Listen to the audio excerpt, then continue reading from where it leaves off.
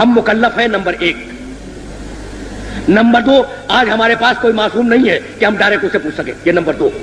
Number 3, لیکن وہ رسول بندوبست کر کے گیا ہے, خدا کی کتاب دے کے گیا, اپنی سنت دے کے گیا, اور اپنے ساتھ 13 معصوموں کی سنت دے کے گیا. نمبر 4, اب اگر ہم اس کتاب کو براہ راست سمجھ سکتے ہیں, اس کی سنت کو براہ راست سمجھ سکتے ہیں, معصومین کی سنت کو براہ راست سمجھ سکتے ہیں, تو ہم بینی و بین اللہ اسے سمجھیں اور جو حکم اس میں سے نکالے وہی ہمارے حق میں اللہ کا حکم ہوگا. تو اب وہ لوگ جو واقعاً حدیث سمجھتے ہیں, سنت سمجھتے ہیں, کتاب خدا کو سمجھتے ہیں, قرآن کی ساری تفسیروں سے آگاہ ہیں, طریقہ استنباط سے واقف ہیں, ان کا فریضہ شرعی ہے کہ وہ اس عہد میں جب معصوم سامنے موجود نہیں ہے کہ ڈائریکٹ اس میں سے نکالے اور نکالنے کے بعد اس پہ عمل کرے. تو مجتہد تو چھوٹ گیا کہ اسے کتاب دیکھی, سنت دیکھی, اور دیکھنے کے بعد رزلٹ نکالا, اور رزلٹ نکالنے کے بعد اس نے عمل کر لیا. آپ کیا کریں اور میں کیا کروں مثلا؟ بھائی اب پبلک کیا کرے, ہے نا؟ تو اب پبلک کو پھر واپس چلنا پڑے گا ان معصوموں کی بارگاہ میں کہ ان سے انڈیکیشن ملے اور ان سے ڈائریکشن ملے. تو میں یہ عرض کر رہا تھا کہ بھائی 4 ہیں نواب ارباج کہلاتے ہیں, 4. ان 4 کے آخری ہیں علی ابن محمد سیمری, سن 329 ہجری میں ان کا انتقال ہوا. انہوں نے خط لکھا امام کے نام, خط کا جواب آیا, وہ ٹیکسٹ, وہ جواب آج تک بہار الانوار میں, کافی میں اور دوسری جگہوں پہ موجود ہے. پہلے تو سوالات کے جوابات دیے امام نے, اور اس کے بعد کہا کہ اے علی ابن محمد سیمری, 1 ہفتے کے اندر تم اس دنیا سے اٹھ جاؤ گے اور تمہارا انتقال ہو جائے گا, اور میں غیبت کبریٰ میں چلا جاؤں گا. فمن ادعى الرؤيا فهو كذاب مفتر.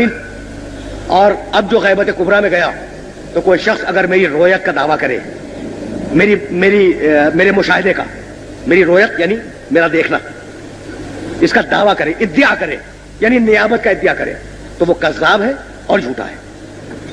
تو اب خطوط امام کے پاس جاتے تھے, امام جواب نہیں دیا کرتے تھے. بات تو مکمل ہو گئی نا. اب میں جا رہا ہوں, یہ خطوط والا کانٹیکٹ ختم ہو گیا. تو وہ عمل حوادث الواقعہ فرجعوا الی روات احادیثنا, دیکھو قیامت تک آنے والے جتنے بھی مسائل ہیں ان میں ہمارے راویان حدیث کی طرف رجوع کرنا, جو لوگ ہماری حدیثوں کی روایت کرتے ہیں ان کی طرف رجوع کرنا. یہ نہیں کہا کہ اپنی عقل سے مسئلے حل کر لینا, عقلی گدے لڑاتے رہنا اور جو الٹا سیدھا سمجھ میں آ جائے اس پہ عمل کر دینا. نہیں, ہم حدیثیں دے کے جا رہے ہیں, ہم اپنے اقوال دے کے جا رہے ہیں, ہم قرآن مجید کی تشریح دے کے جا رہے ہیں. تو قیامت عمل حوادث الواقعہ, قیامت تک آنے والے جتنے بھی تمہارے مسائل ہیں تمہارے, ان سب میں کس کی طرف رجوع کرو؟ ہماری حدیثوں کی روایت کرنے والوں کی طرف رجوع کرو. تو یہ جو ہمارے یہاں ایک کیٹیگری بنی ہے جنہیں ہم مجتہدین کہتے ہیں, یہ در حقیقت معصومین کی حدیثوں کے راوی ہیں.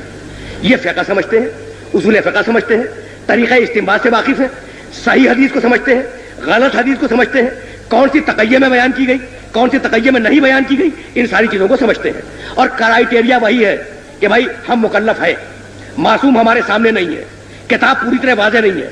تو اب جو بھی رسول ہمیں دے کے گیا ہے اس سے جو ہم استنباط کریں گے اور جو ہم اخذ کریں گے, اس اخذ و استنباط کو ہم اپنے لیے حجت قرار دیں گے.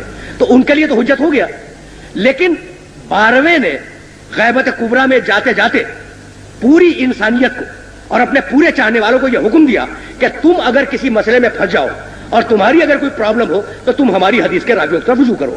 اب اس راوی حدیث کو آپ چاہے مفتی کہہ لیں, چاہے مرجع کہہ لیں, چاہے مجتہد کہہ لیں, چاہے کچھ اور کہہ لیں, حکم امام یہ ہے کہ اگر تم کسی مسئلے میں پھنس جاؤ اور اٹک جاؤ اور تمہیں اس مسئلے کا حل نہ معلوم ہو تو اس کی طرف رجوع کرو. اور یہی حکم قرآن تھا کہ فاسألوا اہل الذکر ان کنتم لا تعلمون, اگر تم جاہل ہو تو اہل الذکر سے سوال کرو. اب میں آپ کو ایک دے دوں, عربی زبان ایک ہے لفظ طہر, قرآن میں استعمال ہوا ہے. اچھا, طہر کے عجیب معنی ہے. طہر کے معنی عورت کی زندگی میں مہینے کے اندر وہ پیریڈ جس میں عورت نجس ہوتی ہے, اسے کہتے ہیں عربی زبان میں طہر. اور مزے کی بات یہ ہے کہ اسی عربی زبان میں طہر کے معنی ہے عورت کا اس نجاست سے پاک ہو جانا. تو ایک ہی لفظ میں نجس ہو جانا بھی مطلب ہے, اور ایک ہی لفظ میں پاک ہو جانا بھی مطلب ہے. اب قرآن نے کہا، بھائی بڑی مجبوری ہے کہ میں اس کو واضح کرنے پہ مجبور ہوں. قرآن نے کہا کہ دیکھو عورتوں کے قریب مت جاؤ جب تک کہ وہ طہر میں نہ آ جائے. اب بتائیے کیا مطلب نکالیں گے آپ؟ اچھا قرآن ہے اور تھوڑی دیر کے لیے آپ فرض کریں کہ حدیث ایک بھی نہیں ملتی اس کے اوپر. یہ مفروض بات کر رہا ہوں تاکہ بات واضح ہو جائے. حدیث ایک بھی نہیں ملتی اور آیت رکھی ہوئی ہے کہ عورتوں کے قریب مت جانا حتی یطہرن، جب تک کہ وہ طہر میں نہ آ جائے. اچھا تو اب رزلٹ کیا نکلا؟ ایک تو لفظ قریب آ گیا. ایک قریب جانا پاس بیٹھ جانا، دوسرا قریب وہ جانا جو نکاح کا منشا ہے. تو قریب جانے کے معنی کیا لیں گے آپ؟ پہلا سوال یہ ہو گیا. دوسرا سوال یہ ہو گیا کہ طہر کے معنی کیا لیں گے؟ کہ نجاست ڈسکنٹینیو ہو جائے یہ معنی لیں گے، یا وہ باقاعدہ غسل کر کے طاہر ہو جائے یہ معنی لیں گے. تو ایک چھوٹی سی آیت کے 4 معنی نکل آئے.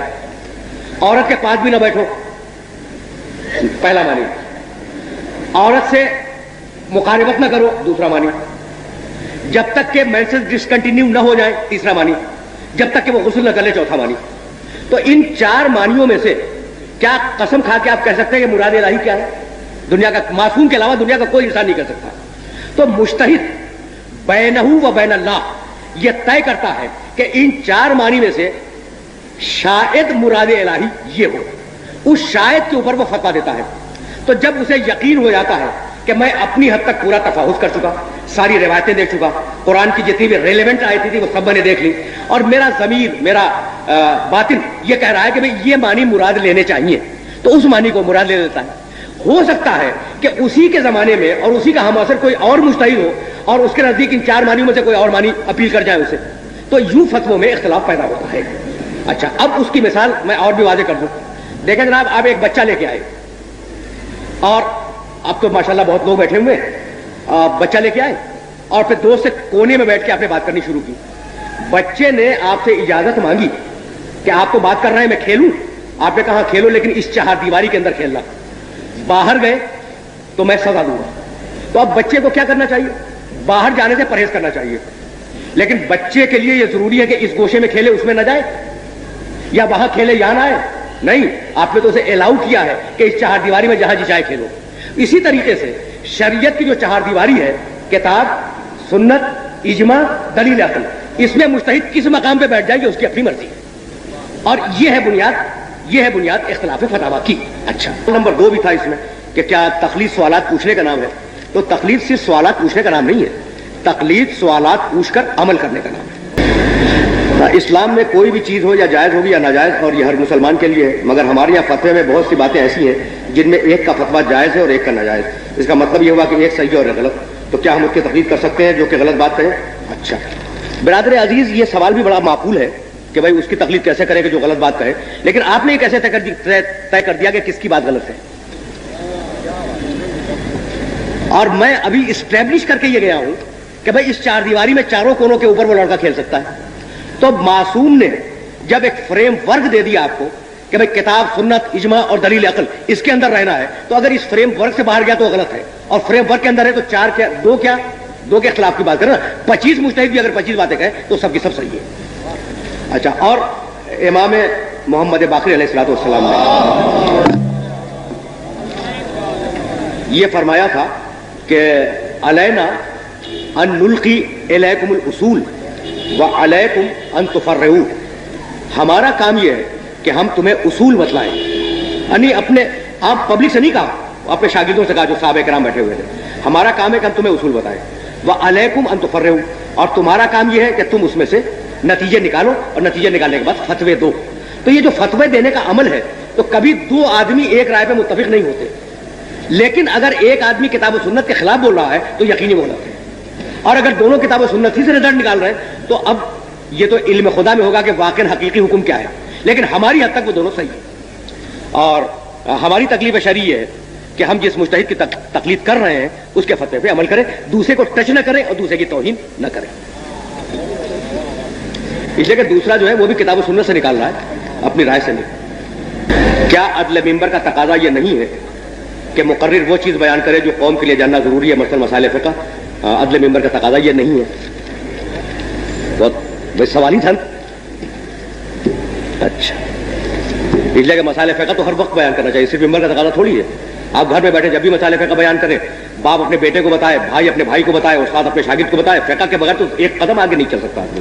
تو فقط ممبر سے منعقد کرتے ہیں سر, زندگی کے ہر موڑ کے اوپر فقہ جانی ضروری ہے. آخر خدا نے آخری امام کو غیبت کے پردے میں چھپا کر تقلید وغیرہ کے مسئلے سے ہمیں کیوں دوچار کیا؟ دیگر 11 اماموں کی طرح ہم بھی ڈائریکٹ امام کے اطاعت میں رہتے, نہ کہ مجتہد تقلید میں. بات تو بڑی معقول ہے. ہمارے یہاں ایک گروہ ہے جو تقلید وغیرہ مانتا ہی نہیں. وہ کہتے ہیں کہ قرآن خود پڑھو, خود سمجھو اور عمل کرو. ان کے بارے میں کیا حکم ہے؟ کیا اردو میں کوئی ایسی جامع کتاب ہے جو مجتہد کے فتویٰ کے اختلافات اور دیگر باتوں کے بارے میں تفصیل سے آگاہ کر سکے؟ نام بتا دیجیے. تو برادر عزیز, اردو میں تو کوئی جامع کتاب خود فقہ پہ نہیں ہے, تو فتوے کے اختلافات پہ کیا ہوگی؟ یہ ہماری بدقسمتی ہے کہ ہماری زبان میں ایسی کوئی کتاب نہیں ہے. اور اختلاف فتاویٰ بڑے اونچے درجے کی کتابوں میں ہے, جیسے جواہر الکلام ہے, ہدایت الناظرہ ہے, جو ہماری فقہ کی 40 اور 50 جلدوں کی کتابیں, یہ ان کے اندر ہے. تو اردو میں ایسی کوئی کتاب موجود نہیں ہے. دوسرا سوال یہ ہے کہ ہمارے یہاں ایک گروہ ہے جو تقلید وغیرہ کو مانتا ہی نہیں. وہ کہتے ہیں کہ قرآن خود پڑھو, قرآن خود سمجھو اور عمل کرو. کیا کہنا ہے ابھی؟ قرآن واقعی خود پڑھنا چاہیے, خود سمجھنا چاہیے, عمل بھی کرنا چاہیے. لیکن جیسا کہ میں کہہ رہا تھا آپ سے کہ بھائی کتے کی نجاست کہاں سے معلوم کرے قرآن میں, اور جب نجاست نہیں ملی تو گلے لگا کے بیٹھ جائیے. تو آپ مجبور ہیں کہ قرآن کو اس کے صحیح مفسر سے لیں, اور قرآن کے صحیح مفسر تک اگر آپ کی ڈائریکٹ رسائی ہو گئی, یعنی آپ راوی حدیث ہو گئے, تو آپ خود مجتہد ہو گئے, تو مجتہد سے تقلید حرام ہے. اور اگر نہیں ہوئے تو آپ مجبور ہیں اسے سوال کرنے پر, سوال کر لیا تو آپ مقلد ہو گئے. تو تیسری کوئی قسم نہیں ہے, تیسری کوئی قسم نہیں ہے. یعنی اگر آپ ڈائریکٹ قرآن کو سمجھ سکتے ہیں, یہ ترجمہ پڑھ کے نہیں, ترجمے تو ہر مترجم نے اپنے اسٹائل سے ترجمہ کیا ہے. اگر آپ میں اتنی اہلیت ہے کہ ڈائریکٹ قرآن کو سمجھ سکتے ہیں, تو کیا کہنا ہے؟ جب قرآن کو سمجھتے ہیں تو آپ حدیث کو سمجھیں گے, آپ ہو گئے مجتہد, تو آپ پر سے تقلید حرام ہو گئی.